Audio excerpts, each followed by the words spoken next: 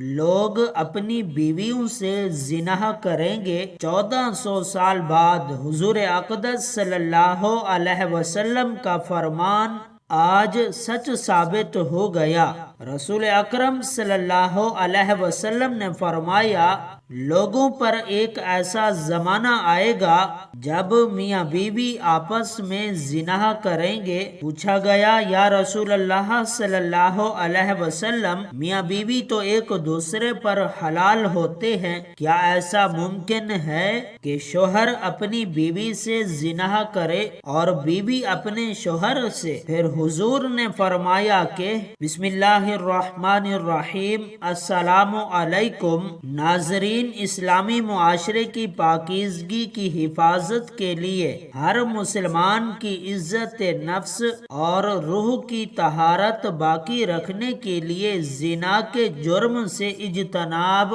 ضروری ہے۔ ایک صحیح روایت میں ہے کہ آپ صلی اللہ علیہ وسلم نے فرمایا، روزانہ آدھی رات کے وقت آسمان کے دروازے کھول دیے جاتے ہیں اور ایک پکارنے والا فرشتہ پکارتا ہے کہ ہے کوئی دعا کرنے والا جس کی دعا قبول کی جائے، ہے کوئی سوال کرنے والا جس کا سوال پورا کیا جائے، ہے کوئی مصیبت زدہ جو دعا کرے اور اس کی مصیبت دور کر دی جائے۔ یعنی آدھی رات کے بعد دعائیں قبول ہونے لگ جاتی ہیں۔ ناظرین، اللہ تعالیٰ ہر دعا کرنے والے مسلمان کی دعا قبول فرماتا ہے، سوائے زانیہ کے جو اپنی شرمگاہ کے ذریعے غیر مرد کو سیراب کرتی ہے۔ زانیہ عورت جو زنا کے ذریعے مرد کا دل بہلاتی ہے اور پھر اس کی دعا قبول نہیں ہوتی۔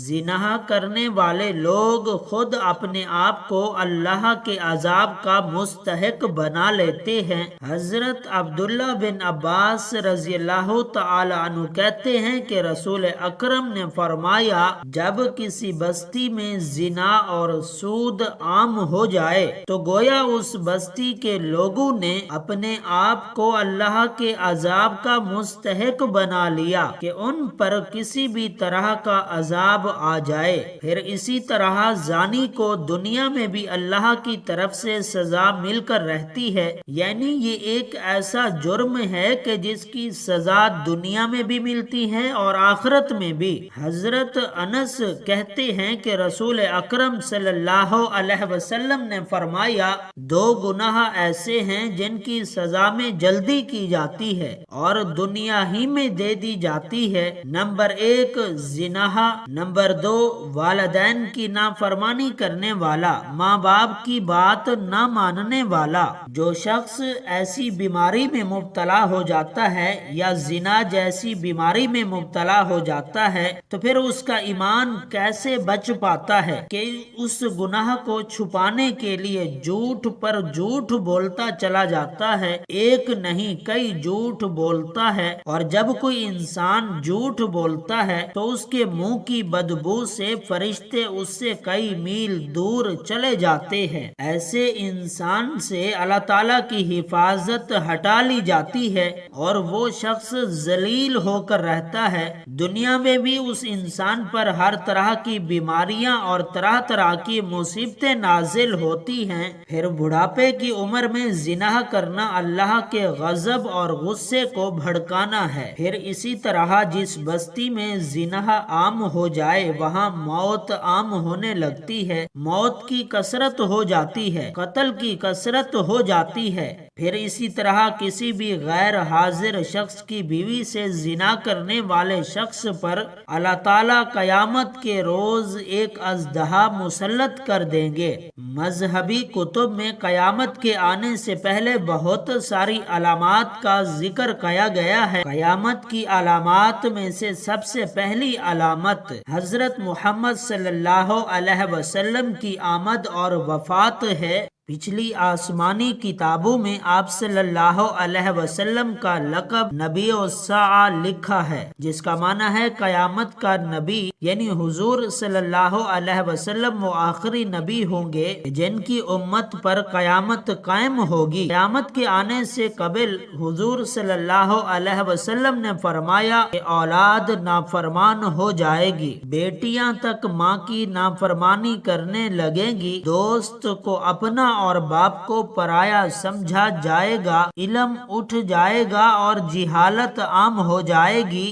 دین کا علم لوگ دنیا کمانے کے لیے استعمال کرنے لگیں گے، نااہل لوگ امیر اور حاکم بن جائیں گے اور ہر قسم کے معاملات، عہدے نامناسب اور نااہلوں کے سپرد ہو جائیں گے، جو جس کام کا اہل اور لائق نہ ہوگا وہ کام اس کے سپرد ہو جائے گا۔ لوگ ظالم اور برے لوگوں کی تعظیم اس وجہ سے کرنے لگیں گے کہ یہ ہمیں تکلیف نہ پہنچائیں، شراب کھلم کھلا پی جائے گی، ناچنے اور گانے والی عورتیں عام ہو جائیں گی، گانے بجانے کا سامان اور آلات موسیقی بھی عام ہو جائے گا، لوگ امت کے پہلے بزرگوں کو برا بھلا کہنے لگیں گے، جھوٹ پھیل جائے گا، امانت میں خیانت شروع ہو جانے لگے گی، امانت کے طور پر رکھوائی جانے والی چیزوں کو لوگ ذاتی دولت سمجھنے لگیں گے، نیک لوگوں کی بجائے غلط کار لوگ اپنے قبیلے اور علاقے کے سردار بن جائیں گے، شرم و حیا بالکل ختم ہو جائے گی۔ ابھی موجودہ زمانے میں آپ خود دیکھیں کہ یہ سب علامتیں پوری طرح موجود ہیں۔ حضور نے فرمایا قیامت آنے سے پہلے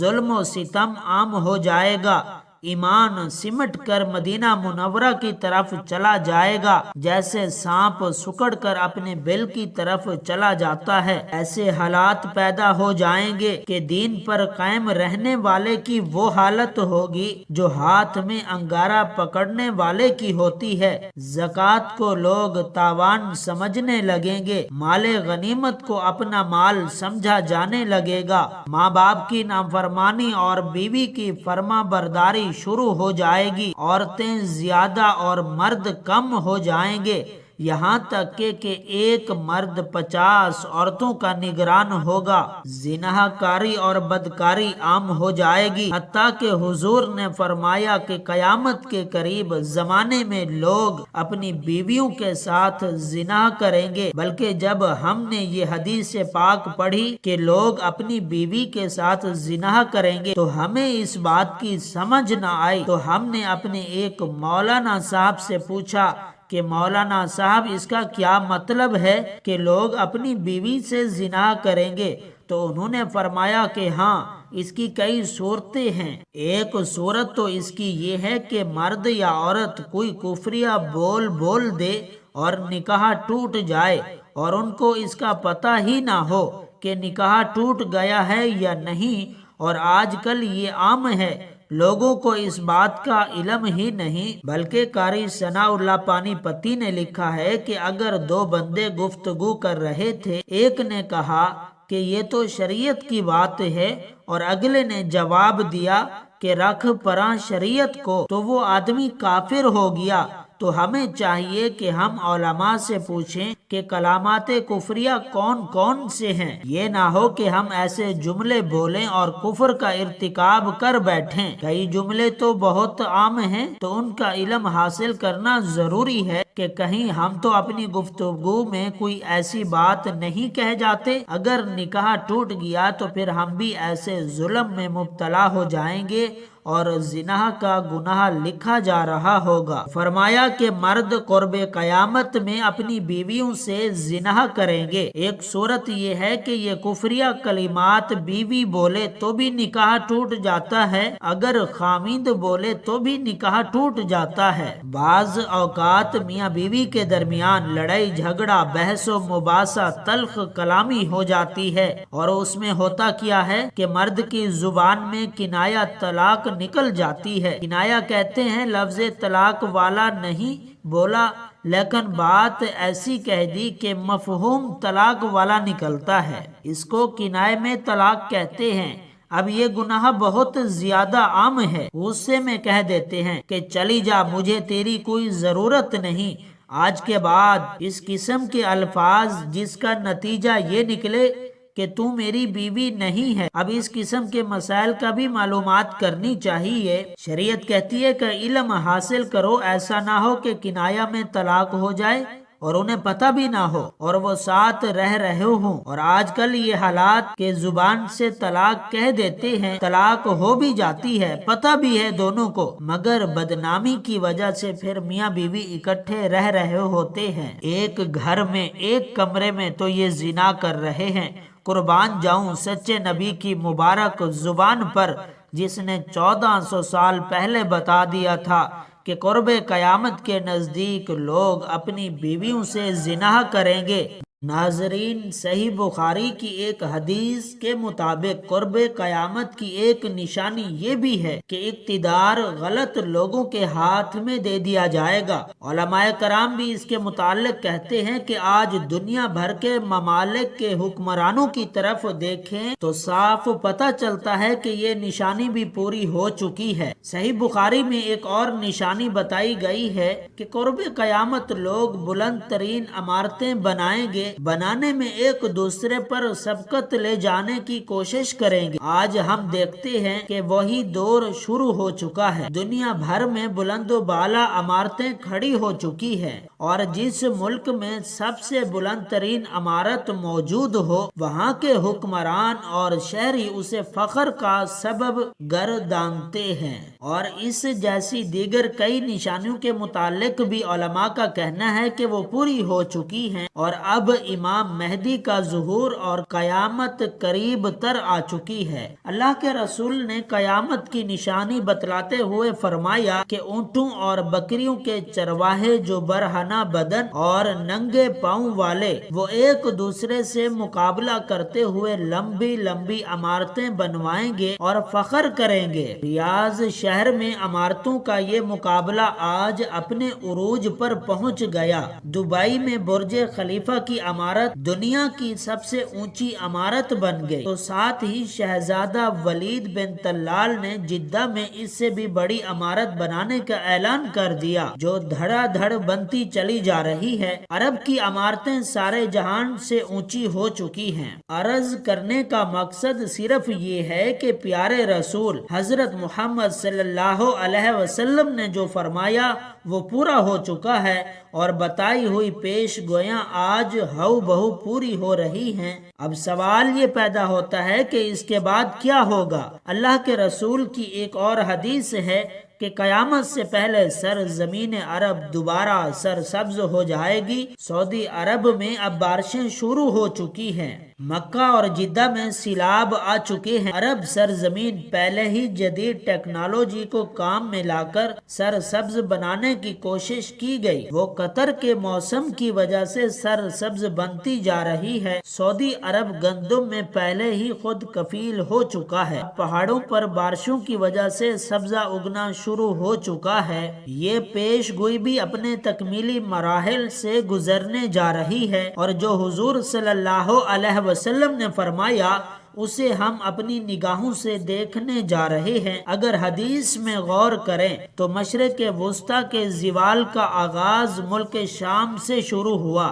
لیکن شاید عرب حکمران یا تو یہود و نصارہ کی چال سمجھ نہ سکے یا پھر بے رخی اختیار کی، لیکن وجہ جو بھی ہو یا نہ ہو، آپ صلی اللہ علیہ وسلم کی بتائی علامات کو تو ظاہر ہونا ہی تھا۔ چنانچہ حدیث پاک میں ارشاد ہوتا ہے کہ رسول اکرم نے فرمایا، سب سے پہلے اہل شام تباہی اور بربادی کا شکار ہو جائیں گے، تو پھر تم پہ کوئی خیر باقی نہ رہے گی۔ ناظرین یاد رکھیں، حدیث مبارکہ کی روح سے شام اور اہل شام سے امت مسلمہ کا مستقبل وابستہ ہے۔ اگر ملک شام ایسے ہی برباد ہوتا رہا تو پوری امت مسلمہ کی بھی خیر نہیں۔ ویسے تو 90% برباد ہو چکا ہے، اب جب کہ 5 سالہ خون ریزی میں 8 لاکھ بے گناہ بچے، بوڑھے، عورتیں شہید ہوئیں اور اتنی ہی تعداد میں زخمی یا معذور ہو چکے ہیں، لہٰذا شام مکمل تباہی کے بعد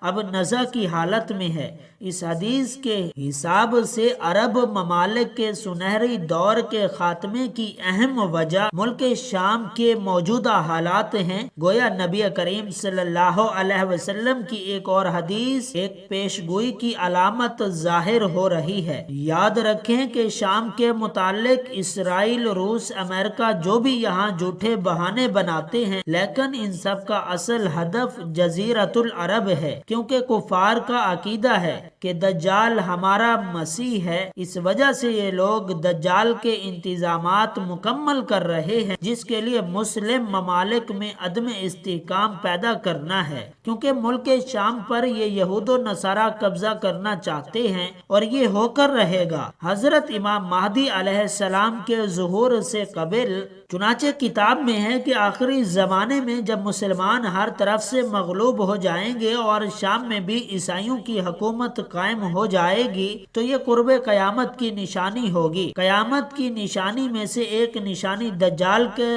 ظہور ہے۔ دجال ایسا خطرناک اور بڑا فتنہ ہے کہ تمام انبیاء نے اپنی امتوں کو اس کے متعلق آگاہ کیا۔ نبی کریم صلی اللہ علیہ وسلم نے امت کو اس کے بارے میں اس قدر واضح بتایا کہ صحابہ کرام دجال کے فتنے سے پناہ مانگا کرتے تھے۔